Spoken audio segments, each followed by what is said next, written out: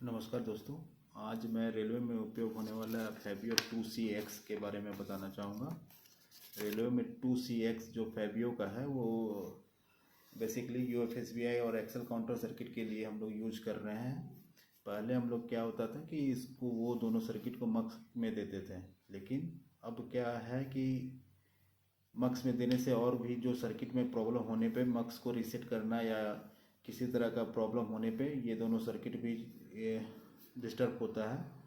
तो ये दोनों सर्किट और भी जो सर्किट है सिग्नलिंग सर्किट को, वो सब अब हम लोग सीधे फैबियो के थ्रू देते हैं तो मक्स बाईपास हो जाता है।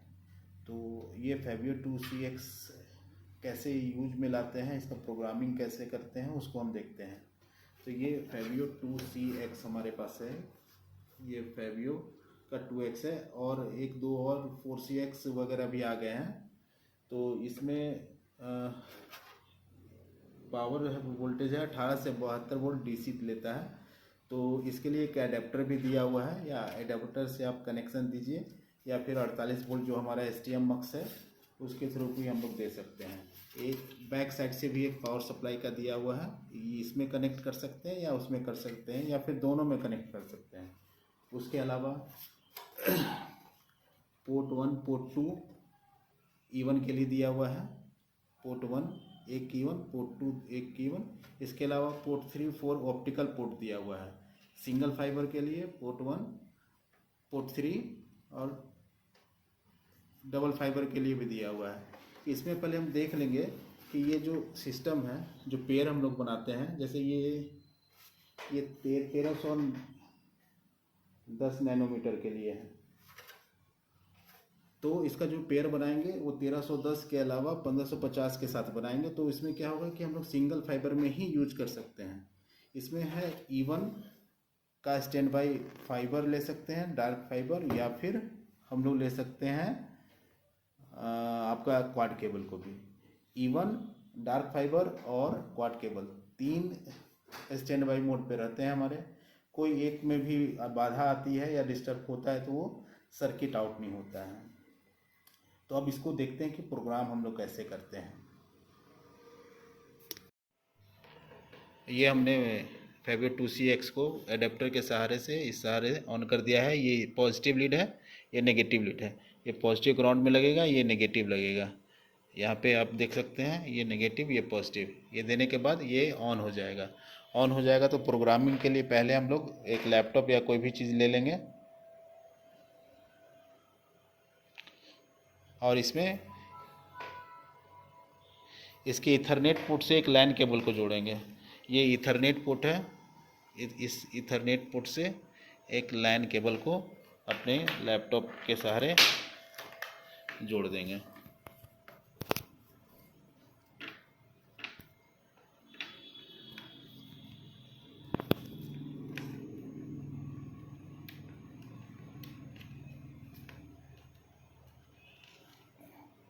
ये हमने जोड़ दिया है।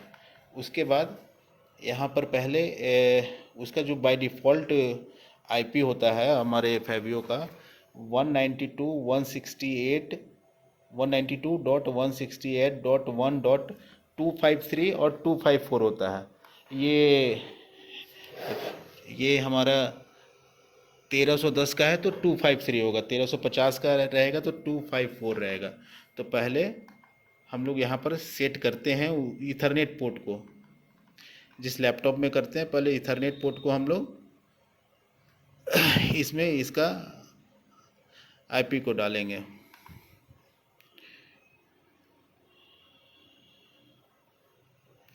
यहाँ पर हम लोग IP डाल रहे हैं। ये देखिए पहले से लिया हुआ है 192.168, पहले से मैंने काम किया है इसलिए इसमें डाला हुआ है 192.168 1.100 या फिर 123 कोई भी ले लेंगे उसके समूह में। और ये सबनेट मास्क 255.255.255.0 रहेगा। इसके बाद हम लोग इसको ओके कर देते हैं। इसके अलावा हम लोग एक चीज़ और ध्यान देंगे कि हमारे जो कंप्यूटर है या लैपटॉप जो जिसमें कर रहे हैं उसमें टेलनेट एक्टिव है कि नहीं। तो टेलनेट अगर नहीं एक्टिव होगा तो ये काम नहीं करेगा, क्योंकि टेलनेट पोर्ट पे ही अभी हम लोग कॉन्फ़िगर कर रहे हैं।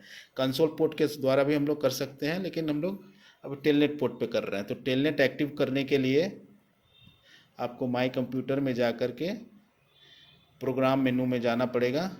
यहाँ पर टर्न विंडोज़ फीचर्स ऑन और ऑफ है, उसमें जा कर के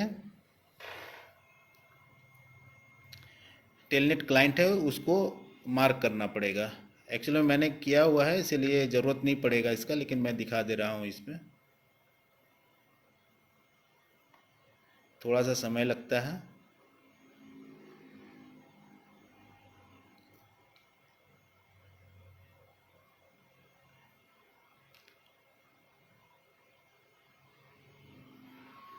ये देखिए आ गया इसमें। पहले अब यहाँ पर हम लोग देखिए टेलनेट क्लाइंट है ना, इस पे हम लोग मार्क किए हुए हैं। शुरुआत में नहीं रहता है, इसको करना पड़ जाता है, तो हमने पहले किया हुआ है इसलिए इसमें मार्क किया हुआ है, इसलिए ओके कर दिए। नहीं होगा तो इसमें ओके कर दीजिएगा। उसके बाद हम लोग रन कमांड में जाते हैं विंडो और आर से। विंडो आर से जा कर के उसके बाद जो इसका आईपी है 253 है 192.168.1.253 टेलनेट करके वो डालेंगे और इंटर कर देंगे। वो आप देख लीजिए, ये इसके इंटर करेंगे 2CX के अंदर। इसमें हम लोग रूट डालेंगे ROOT स्मॉल में, पासवर्ड भी डालेंगे ROOT रूट, फिर इंटर कर जाएंगे। फिर पहला काम क्या है कि हमको उसका लैन चेंज करना है। अगर हम लोग सीरीज़ में चाहते हैं कि सीरीज़ में हो तो उसके अनुसार लैन करते हैं। तो अभी हम लोग का जो सीरीज चल रहा है उसमें हम इसको अलग डाल देते हैं। जैसे अब देखिए इसमें ऑप्शन आ गया है कॉन्फ़िगरेशन में, LAN configuration, even configuration, ENM configuration. तो पहले लैन हमको चेंज करना है, तो 1 नंबर पे लैन है तो 1 नंबर करके फिर इंटर कर देंगे। फिर लोकल आईपी चेंज करना है, वो 1 नंबर पे है तो ये फिर 1 नंबर करके उसको कर देंगे। अब क्या करना है, उसमें नया आईपी डालना है 192.168.1.8 हम डालेंगे। इसको कर दिए, इंटर कर दिए। उसके बाद B4 बैक से हम लोग बैक जाएंगे। अब फिर B4 बैक से पाएंगे। उसके बाद 4 नंबर सिस्टम मेनू में जाएंगे, क्योंकि सेव करना है, सेव का ऑप्शन सिस्टम मेनू में। फिर 2 नंबर पे जाएंगे सेव कॉन्फ़िगरेशन, फिर पूछ रहा है यस नो, यस कर देंगे। इसके अलावा फिर से बैक जाएंगे, फिर हम लोग सिस्टम मेनू में रिबूट करना है सिस्टम को, तो रिबूट का ऑप्शन में जाएंगे। तो फिर B4 बैक जाएंगे, देखिए रिबूट ऑप्शन 5 नंबर में है तो 5 नंबर करके ये कर देंगे। फिर ये 1 नंबर बोल रहा है, उसको 1 नंबर कर देंगे, यस यस। रिबूट करने के बाद यहाँ पर वो रिबूट ले लेगा। ये ऐसे बटन सारा क्लिक हो जाएगा तो ये मतलब रिबूट ले लिया। अब हम लोग इसको क्लोज करके फिर से करेंगे, क्योंकि अब हम लोग इसका लैन आईपी चेंज कर दिए हैं। तो 1.253 से नहीं खुलेगा, 1.8 डाले थे तो उससे खुलेगा। 1.8 डाल करके हम लोग इसको इंटर कर दिए, देखिए अब खुल गया। फिर डालेंगे रूट, फिर हम कॉन्फ़िग मेनू में जाएंगे। फिर पहले हम लोग ENM सेट करते हैं। ENM में 2 वायर 4 वायर है, तो हम लोग पहले जिस तरह का प्लानिंग करना है, जैसे हम चाह रहे हैं कि 6 पोर्ट है इसमें दिया हुआ है, तो 6 पोर्ट, पहला 2 पोर्ट हमारा एक ही इवन से, पहला 2 पोर्ट हमारा 4 वायर होना चाहिए। तो इसको पहला को हम सेलेक्ट किए, फिर 4 वायर होना चाहिए 2 पोर्ट हमारा, तो 2 नंबर में 4 वायर, तो 2 नंबर सेलेक्ट किए। और बोला इनपुट गेम, हमारा एक्सेल काउंटर और UFSBI के लिए, ये डेल्टन और वेबफील्ड के लिए -3 और -2 बोला गया है। तो 10 नंबर पे -3 है इनपुट गेन, और आउटपुट गेन 1 नंबर पे -2 है, वो सेट हो गया।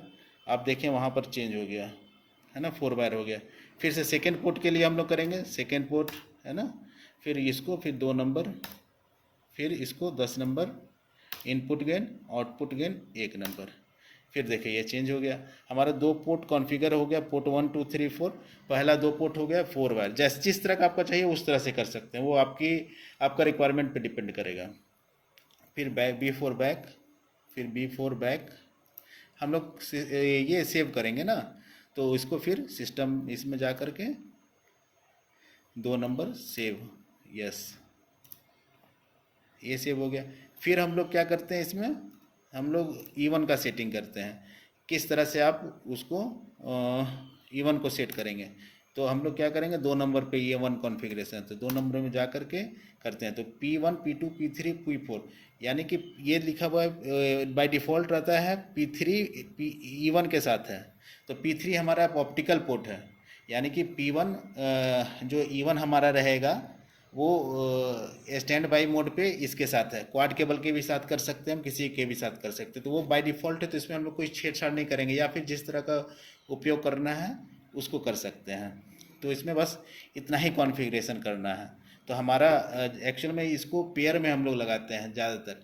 पेयर में ना लगा के दोनों डायरेक्शन के लिए भी लगा सकते हैं, लेकिन होता क्या है कि एक साथ बंद करने पे दोनों ब्लॉक सेक्शन में आप पे इफेक्ट करेगा। तो इसलिए कोशिश कीजिए कि इसको एक ही E1 से कनेक्ट करके एक पेयर में ही एक सेक्शन में दिया जाए। तो इसको करने के बाद हम लोग B4 बैक जाएंगे, फिर B4 बैक,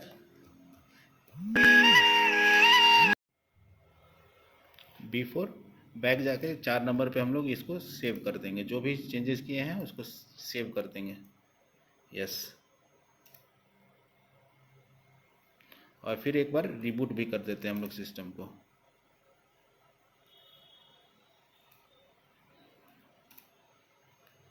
Y4, यस।